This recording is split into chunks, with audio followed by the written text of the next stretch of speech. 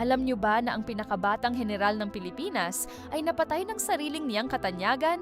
Gregorio del Pilar, 22 taong gulang, Boy General of the North, walang takot sa labanan, mahusay sa taktikal, nagwagi laban sa mga Kastila, naging simbolo ng revolusyon, patunay na kahit mga bata ay makakapaglaban para sa kalayaan. Dumarating ang mga voluntaryo mula sa buong Luzon.